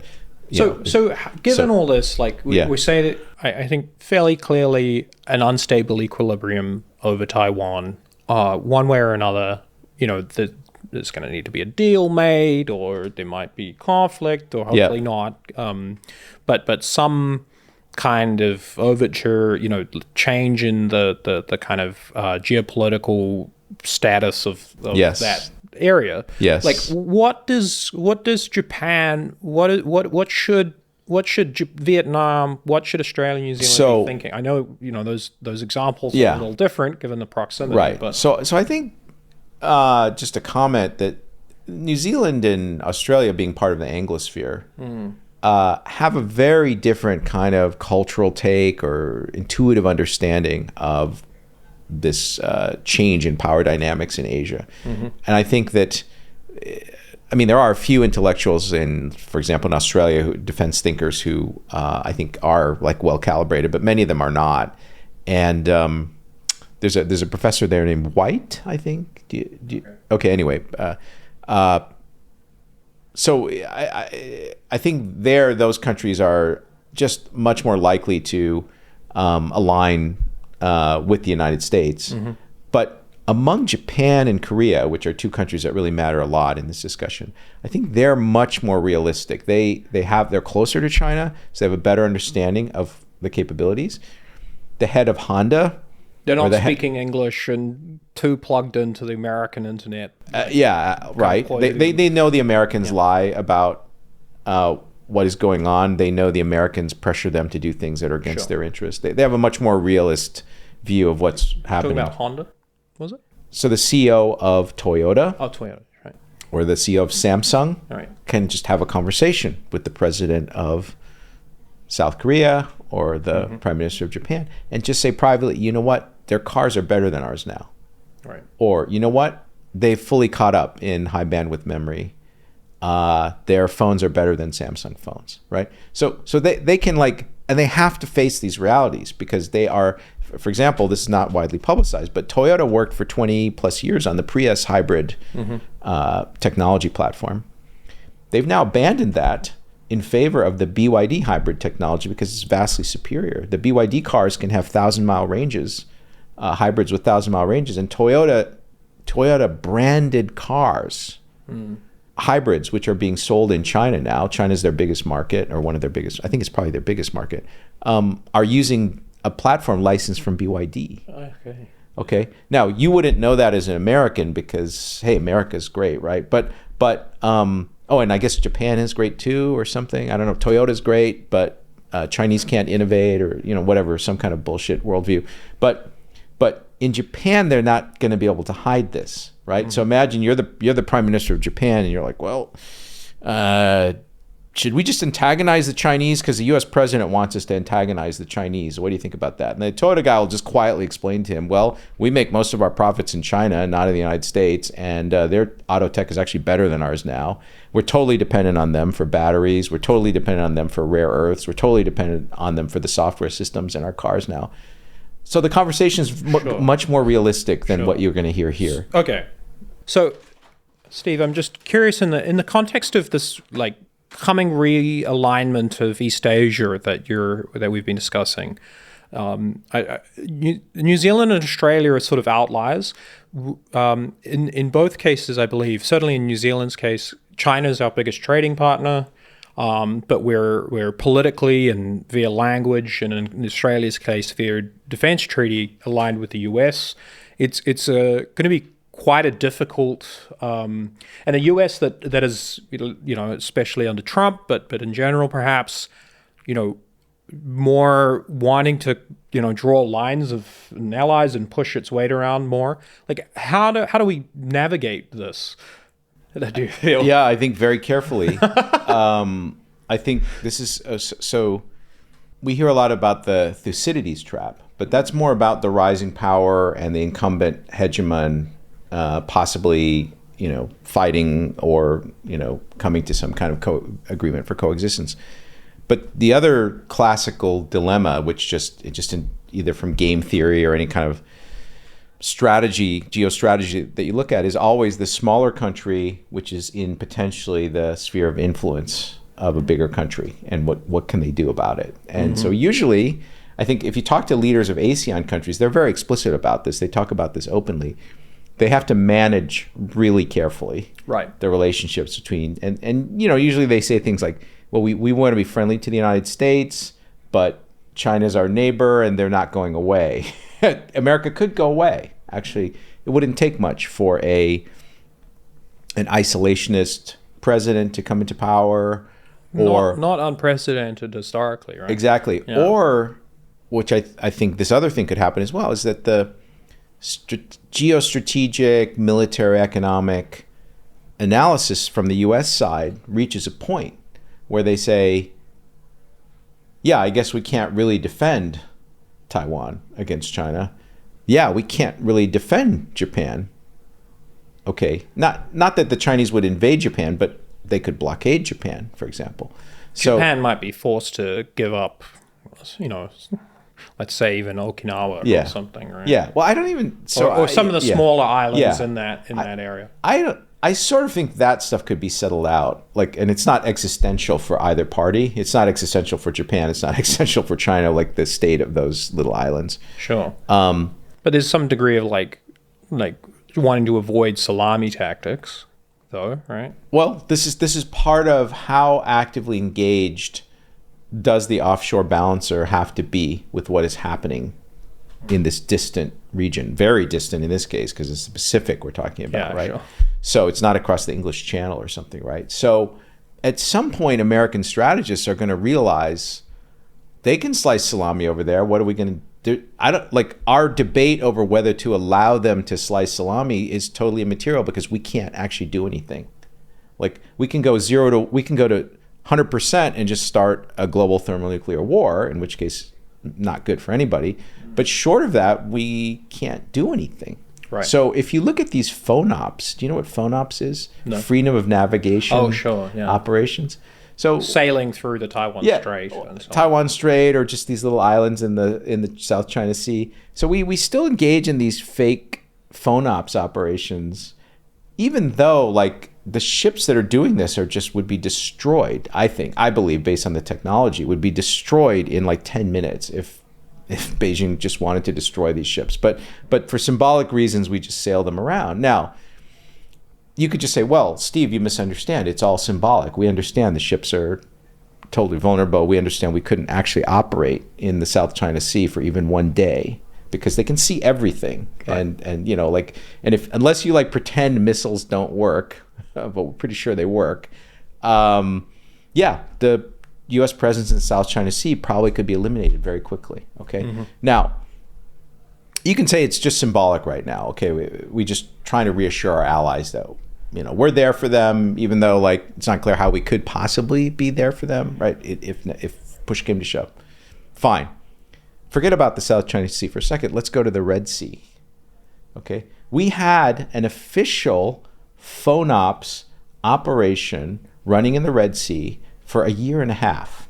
Okay, now who was the enemy there? Was it like some very powerful country like Iran or something that was not letting ships transit the Red Sea to the Suez Canal? I can't remember the details. I think it was some guys in sandals in an impoverished country with some second-hand Iranian missiles. Now, what happened to that FONOPS operation? So this is, again, like I'm a fact-based guy, okay? We don't have to debate this. We can just look it up. At the beginning of the FONOPS operation, which was begun by the Biden administration, the name of the operation was Operation Prosperity Guardian. And the goal was to restore freedom of shipping through the Red Sea and the Suez Canal. Right. And we don't have to debate it. We don't have to like do some crazy, really difficult math. We can just ask, has shipping been restored in the Red Sea a year and a half later? Okay. It was not restored at all under Biden. The Trump people, the hardcore, you know, like red-blooded American war hawk guys were all saying, well, this is just because Biden's a wimp. When the real president gets in, we're going to bomb the fuck out of these Houthis, and FONOPS will, you know, navigation, freedom of navigation will be restored. Okay, so what happened? Again, I'm not making any of this up. Go look it up. If you don't look it up and check the facts, then do not fucking talk to me. You're just a retard. Okay, we bombed the hell out of them, but we also almost lost a bunch of ships. Right. And if you can find online interviews with the commander, I think, of the Eisenhower after his tour of duty in there, and those guys were scared. It was touch and go. Lots of stuff happened. They lost 2 F-18s. They lost a bunch of drones. The ships were having to maneuver so violently that they fell off the deck, right? We expended maybe $1 billion in missiles, SMs, to shoot down, you know, incoming like $300 or $3,000 drones and Iranian missiles. Okay. So ultimately, Trump cut a deal just recently with the Houthis. Now, what was the deal? Did Trump say, guys, I've been bombing you so much and I'm getting tired of all this winning and bombing of you because I'm a nice guy. Let the ships go back through the Red Sea and I'll stop bombing you. Right? That's what all the idiot war hawk, you know, like go U.S. military, you know, people thought was going to happen. That's not the deal that was cut. The deal that was cut was stop shooting at my military ships and I will stop bombing innocent women and children in Yemen. Now, that was the deal that was cut. And the deal doesn't say anything about restoring shipping in the Red Sea, which has not been restored. So the FONOPS part of the FONOPS, the phony, I see where you're going. The phony Operation Prosperity Guardian, which I think the pun would work well as text, I think. Yeah, maybe phony not so FONOPS. Yeah. Well, no, they thought they were going to succeed. That because this is the U.S. military. This is the most powerful Navy in the world. Well, of course we can succeed, right? They thought they were going to succeed, but they didn't succeed. And what was called Operation Prosperity Garden should really be called Operation Pompous Golem. Okay, for reasons, if you know what a golem is, then you should understand this was really Operation Pompous Golem.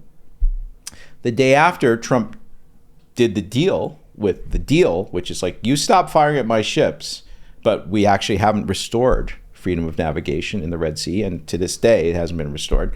The next day after that deal was cut between Trump and the Houthis, they fired ballistic missiles at Israel.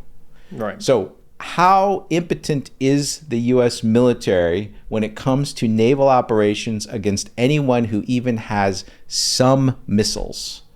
Some missiles and some will to power is enough to defeat the U.S. Navy, okay? And I submit to you that what they will face in the South China Sea or anywhere near Taiwan or anywhere near Japan, I mean, if you figure out what 2,000-kilometer range is and you draw a little circle, it covers all of these. Maybe it doesn't cover New Zealand, but I guess they can hit Darwin with some of their anti-ship missiles. Yeah, but certainly these countries like South Korea we just Japan, recently had a flotilla of, like, because one of the myths I think that's been long kind of standing is this idea that China builds a lot of ships, but they're not very well trained.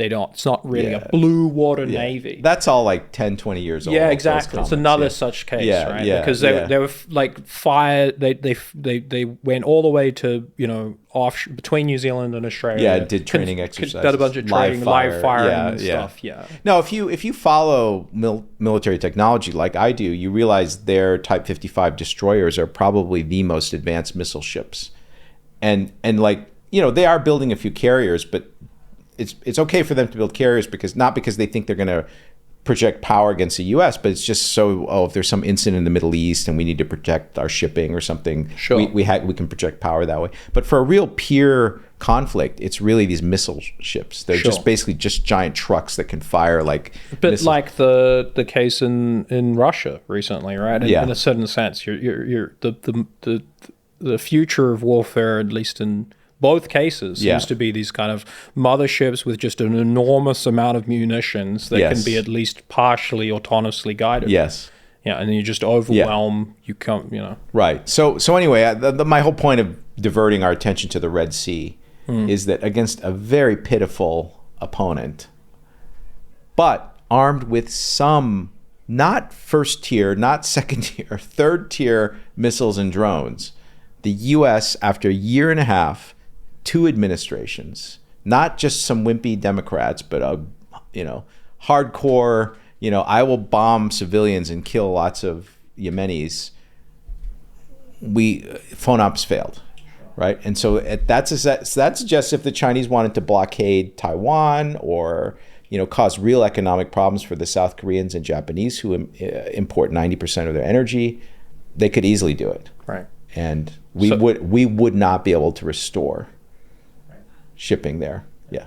So I think if there's like one theme that maybe ties this whole discussion together, it's that the world has changed dramatically. Yeah. And we need to be looking at it with like clear and a new, fresh set of eyes in order to be able to understand how do we operate it. Yes. Accurate empirical data and first principles reasoning. Otherwise, you might make some mistakes.